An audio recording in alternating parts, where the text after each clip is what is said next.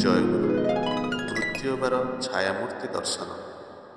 କଲିକତାରେ ମୋକଦ୍ଦମା କାର୍ଯ୍ୟ ଶେଷ ହୋଇନଥିବାରୁ ସେ ନାରାୟଣପୁର କଚେରୀକୁ ଯାଇ ପାରିନଥିଲେ। ଏହି ସମୟରେ ଦିନେ ସୁଧାଂଶୁବାଳାଙ୍କ ମୃତ୍ୟୁର ନବମ ଦିନ। ନଳିନୀକାନ୍ତ ବିଛଣାରେ ଶୋଇଛନ୍ତି। ନିଦ୍ରା ଆସିନାହିଁ। ମୃତାପତ୍ନୀଙ୍କ କଥା ଭାବୁଛନ୍ତି। ଘରେ ମିଞ୍ଜି ମିଞ୍ଜି ହୋଇ ଆଲୁଅ ଜଳୁଛି। ଘର ଭିତରେ କିଏ ଯେପରି ଚାଲୁଥିବାର ଶବ୍ଦ ଶୁଣିପାରିଲେ ଠାକୁର। ଶବ୍ଦଟି ଠିକ୍ ସୁଧାଂଶୁବାଳାଙ୍କ ପାଦ ଶବ୍ଦ ପରି ତାଙ୍କୁ ଲାଗିଲା।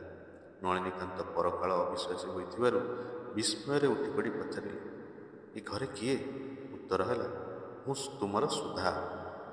ନଳିନୀକାନ୍ତ କହିଲେ, ତୁମ କଣ୍ଠସ୍ୱର ତ ଶୁଣୁଛି, ତୁମକୁ ଦେଖିପାରୁନାହିଁ କାହିଁକି? ଉତ୍ତର ହେଲା, ତୁମେ ମୋତେ ଭୟ ପାଇବ ନାହିଁ ତ? ନଳିନୀକାନ୍ତ କହିଲେ, ତୁମକୁ ଦେଖି ଯଦି ଭୟ ପାଇବି ତେବେ ଖୁସି ହେବି ଆଉ କାହାକୁ ଦେଖି? ସେତେବେଳେ ନଳିନୀକାନ୍ତଙ୍କ ସମ୍ମୁଖରେ ଠିକ୍ ସୁଧାଂଶୁବାଳାଙ୍କର ଜୀବନ୍ତ ରୂପ ନୟନଗୋଚର ହେଲା। ନଳିନୀକାନ୍ତ କହିଲେ, ଏତେ ଦୂରରେ କାହିଁକି? ମୋ ପାଖକୁ ଆସି ବସ। ଛାୟାମୂର୍ତ୍ତି ସୁଧାଂଶୁବାଳା ନଳିନୀକାନ୍ତଙ୍କର ବାମ ପାର୍ଶ୍ୱରେ ଆସି ବସିଲେ। ନଳିନୀକାନ୍ତ ବାମ ହାତରେ ତାଙ୍କୁ ଧରି ସେହି ଚିରପରିଚିତ ଚିରନୂତନ ମୁଖମଣ୍ଡଳ ପ୍ରତି ଦୃଷ୍ଟିପାତ କଲା ମାତ୍ରେ ଛାୟାମୂର୍ତ୍ତି ସୁଧାଂଶୁବାଳା କହିଲେ, ତୁମେ ମୋର ଶ୍ରାଦ୍ଧ କରିବ ନାହିଁ? ନଳିନୀକାନ୍ତ, ବାବା ଶ୍ରାଦ୍ଧ କରିବେ, ତାଙ୍କୁ କହିଦେଇ ଆସିଛି। ଛାୟାମୂର୍ତ୍ତି, ତୁମେ ଶ୍ରାଦ୍ଧ କଲେ ମୋର କେଉଁ ତୃପ୍ତି ହେବ? ଅନ୍ୟ ଦ୍ୱାରା କରାଇଲେ ତାହା କ'ଣ ସମ୍ଭବ ହେବ? ନଳିନୀକାନ୍ତ ହତାଶ ବ୍ୟଞ୍ଜକ ସ୍ୱରରେ କହିଲେ, ଆଗରୁ କହିଲ ନାହିଁ କାହିଁକି? କାଲି ତ ଶ୍ରାଦ୍ଧ ଦିନ, ବର୍ତ୍ତମାନ ମୁଁ କ'ଣ କରିପାରିବି? ଛାୟାମୂର୍ତ୍ତି ଟିକିଏ ଭାବି ଉତ୍ତର ଦେଲେ, ତୁମକୁ ଆଉ କିଛି କରିବାକୁ ହେବ ନାହିଁ। ତୁମର ଯାହା ଇଚ୍ଛା ମୋତେ ଦେବ, ମୁଁ ସେଥିରେ ତୃପ୍ତି ଲାଭ କରିବି। କଥାଟି ଶେଷ ହେବା ସଙ୍ଗେ ସଙ୍ଗେ ଛାୟାମୂର୍ତ୍ତି ଉଭେଇଗଲା। ନଳିନୀକାନ୍ତ ନିସ୍ତବ୍ଧ ଭାବରେ ବସି ରହିଲେ। ଶ୍ରାଦ୍ଧ। ନଳିନୀକାନ୍ତ ତତ୍ପରଦିନ ଗଙ୍ଗାରେ ସ୍ନାନ କରି 2ଟି ଟଙ୍କା ଧରି ବଜାରକୁ ଗଲେ। ଯେଉଁ ସବୁ ଦ୍ରବ୍ୟ ସୁଧାଂଶୁବାଳାଙ୍କର ପ୍ରିୟ ଥିଲା ଓ ଯାହା ଖାଇବାକୁ ସେ ଭଲ ପାଉଥିଲେ, ସେହି ସବୁ ଦ୍ରବ୍ୟ କିଣି ଆଣି ବସାକୁ ଫେରିଲେ।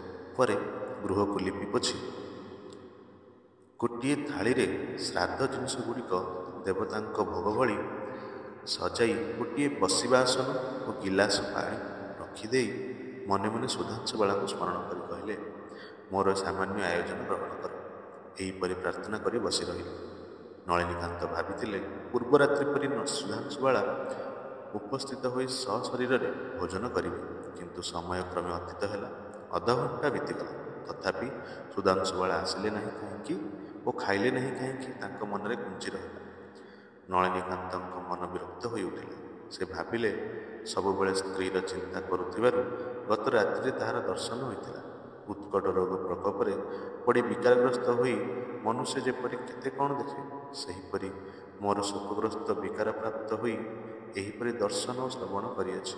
ମଲା ମନୁଷ୍ୟ କେବେ କେଉଁଦିନ ଫେରି ଆସିବ ନାହିଁ। ମୋର ଏହି ଦୁର୍ବଳ ମନର ସୁସ୍ଥତା ଆଣିବା ଆବଶ୍ୟକ। ମିଛରେ ମୁଁ ପଇସା ଖର୍ଚ୍ଚ କରି ଏତେ ଜିନିଷ ଆଣିବି। ମରିବା ମଣିଷ ଯେ ଖାଏ, ଏ କଥା ଚିରକାଳ ଅବିଶ୍ୱାସ କରିବା କଥା। ଏପରି ଗୋଟିଏ ବିକୃତ ସିଦ୍ଧାନ୍ତ ମୋ ମନକୁ ଆସିଲା ଯେ କିପରି, ତାହା ବଡ଼ ଲଜ୍ଜାକର।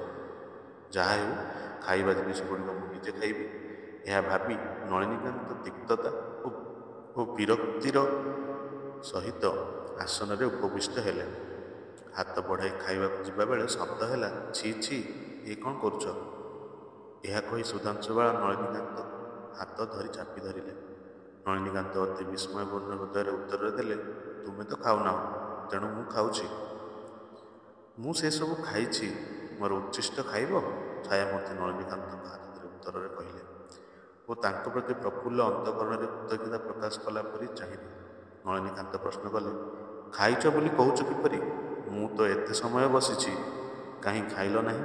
ତହୁଁ ଛାୟାମୂର୍ତ୍ତି ଗମ୍ଭୀର ସ୍ୱରରେ କହିଲେ, ମୃତ୍ୟୁ ସଙ୍ଗେ ସଙ୍ଗେ ମନୁଷ୍ୟର ସ୍ଥୂଳ ଦେହ ଲୋପ ପାଇଯାଏ, କିନ୍ତୁ ଆତ୍ମାର ମୃତ୍ୟୁ ନାହିଁ ବୋଲି ସୂକ୍ଷ୍ମ ଦେହରେ ମନୁଷ୍ୟର ଅସ୍ତିତ୍ୱ ରହିଯାଏ। ଏହି ଅବସ୍ଥାରେ ମନୁଷ୍ୟର ସ୍ଥୂଳ ଦେହ ଉପଯୋଗୀ କୌଣସି ଦ୍ରବ୍ୟ ଭୋଗ କରିବାର କ୍ଷମତା ନଥାଏ। ସୂକ୍ଷ୍ମ ଭାବରେ ସବୁ ପଦାର୍ଥର ସୂକ୍ଷ୍ମାଂଶ ଗ୍ରହଣ କରେ ମାତ୍ର। ଏହି ଖାଇବା ପଦାର୍ଥ ଗୁଡ଼ିକ ତୁମେ ଯେତେବେଳେ ଦେଇଛ, ସେତେବେଳେ ମୁଁ ଏହାର ସୂକ୍ଷ୍ମାଂଶ ଗ୍ରହଣ କରିଛି। ନଳିନୀକାନ୍ତ କହିଲେ, ମୁଁ ବର୍ତ୍ତମାନ ଏଗୁଡ଼ିକ କ'ଣ କରିବି? ଉତ୍ତରରେ କହିଲେ, ଗଙ୍ଗାରେ ଫିଙ୍ଗି ଦିଅ। ଦେଖୁ ଦେଖୁ ଛାୟାମୂର୍ତ୍ତି ଉଭେଇ ଗଲା। ନଳିନୀକାନ୍ତ ନିର୍ବାକ୍ ନିସ୍ପନ୍ଦରେ ବସି ରହିଲେ। ପରଲୋକ ତତ୍ତ୍ୱର ଅନୁସନ୍ଧାନ। ଥରେ, ଦୁଇଥର, ତିନିଥର ଛାୟାମୂର୍ତ୍ତି ଦର୍ଶନ କଲା ପରେ ନଳିନୀକାନ୍ତଙ୍କ ମନରେ ପରକାଳର ଅସ୍ତିତ୍ୱ ଦୃଢ଼ମୂଳ ହେଲା। ନଳିନୀକାନ୍ତ ଭାବିଲେ, ମନୁଷ୍ୟର ଆତ୍ମୀୟମାନେ ମରିଯାଆନ୍ତି, କିନ୍ତୁ କିଏ ଆସି ସ୍ନେହ ବିରହ ବିଧୁରର ସ୍ମୃତି ପୁନରାୟ ଜାଗ୍ରତ କରାଇଦିଏ? ଏହି ପରଲୋକ ତତ୍ତ୍ୱ ଉଦ୍ଘାଟନ କରିବାକୁ ହେବ। ଯଦି ପରଲୋକ ଥାଏ, ତେବେ ତାହା ସହିତ ପୁନରାୟ ସାକ୍ଷାତ କରିବାକୁ ହେବ। ନାନା ଲୋକଙ୍କ ସହିତ ଆଲୋଚନା କରି ସେ ବୁଝିଲେ ଯେ କଲିକତାରେ ଥିବା ଥିଓସୋଫିକାଲ ସୋସାଇଟିରେ ପରଲୋକ ତତ୍ତ୍ୱ ସମ୍ବନ୍ଧରେ ଆଲୋଚନା ହୁଏ ଓ ସେମାନେ ଆତ୍ମା ଅଣାଇ ପରଲୋକ ସମ୍ବନ୍ଧରେ ତଥ୍ୟ ସଂଗ୍ରହ କରନ୍ତି। ଏହି ସମୟରେ ତାଙ୍କର କୁମିରା ବଦଳି ହେବାରୁ ସେ କଲିକତା ବାଟ ଦେଇ ସେଠାକୁ ଯିବାକୁ ମନସ୍ଥ କଲେ। କୁମିରା ଯିବା ବାଟରେ କଲିକତାରେ ଅବତରଣ କରି କିପରି ମୃତ ବ୍ୟକ୍ତିଙ୍କ ସହିତ ଆଳାପ କରିବାକୁ ହୁଏ ଏବଂ କେଉଁଠାକୁ ଗଲେ ଉକ୍ତ କୌଶଳାଦି ଶିକ୍ଷା କରାଯାଏ ଇତ୍ୟାଦି ବିଷୟ ଅବଗତ ହୋଇ ପୁନରାୟ କର୍ମସ୍ଥଳକୁ ଫେରିଆସିଲେ। ମଧ୍ୟେ ମଧ୍ୟେ କଲିକତାକୁ ଆସି ଉକ୍ତ ସୋସାଇଟିର ସଭ୍ୟମାନଙ୍କ ସହିତ ଆଲୋଚନା, ଆଳାପ ଓ ପରିଚୟ ଆଦି କରି ଅବଗତ ହେଲେ ଯେ ପରଲୋକ ସମ୍ବନ୍ଧରେ ପ୍ରତ୍ୟକ୍ଷ ଭାବରେ ଜ୍ଞାନ ଲାଭ କରିବାକୁ ହେଲେ ମାନ୍ଦ୍ରାଜ ନିକଟବର୍ତ୍ତୀ ଆଦ୍ୟାର ଆଶ୍ରମକୁ ଯାଇ ରେଭେରେଣ୍ଡ ଲେଡବିଟର ସାହେବଙ୍କ ନିକଟକୁ ଏ ବିଷୟ ଶିକ୍ଷା କରିବା ଦରକାର। ସେ 2 ମାସ ଛୁଟି ନେଇ ମାନ୍ଦ୍ରାଜ ଚାଲିଗଲେ। ଥିଓସଫି ଶିକ୍ଷା। ନଳିନୀକାନ୍ତ ଆଦ୍ୟାରଠାରେ ପହଞ୍ଚି ଲେଡବିଟରଙ୍କ ନିକଟରୁ ପରଲୋକରୁ ଆତ୍ମା ଆଣିବାର କ୍ଷମତା ଅର୍ଜନ କଲେ।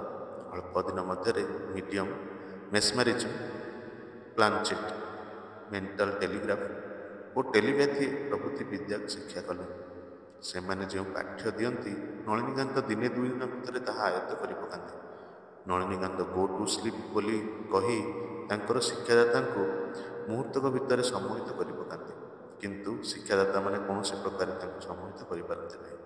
ଯାହା ହେଉ, ଅଳ୍ପ ଦିନ ଭିତରେ ସେମାନଙ୍କ ଉପଦେଶ ଅନୁଯାୟୀ କାର୍ଯ୍ୟ କରି ନଳିନୀକାନ୍ତ ହାତେ ହାତେ ଫଳ ପାଇଲେ। ଯେଉଁ ଲୋକର ଆତ୍ମା ଆଣିବାକୁ ଚେଷ୍ଟା କରୁଥିଲେ, ତାହା ସଫଳ ହେଲା।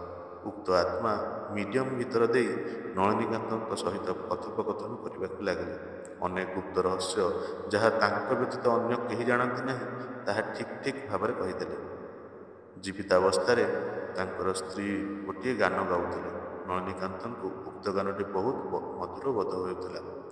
ଅନୁରୋଧକ୍ରମେ ମିଡିୟମ ବ୍ୟକ୍ତି ଉକ୍ତ ଗାନଟି ଅବିକଳ ପୂର୍ବ ସ୍ୱରରେ ଗାଇବାକୁ ଲାଗିଲେ। ଏହିପରି କିଛି ଦିନ ଆନନ୍ଦରେ କଟିଗଲା। ପରେ ନଳିନୀକାନ୍ତ ବୁଝିଲେ ଯେ ଏହି ପ୍ରଣାଳୀ ଦ୍ୱାରା ସେ ପରକାଳ ତତ୍ତ୍ୱାଂଶ ମାତ୍ର ବୁଝିପାରିଛନ୍ତି।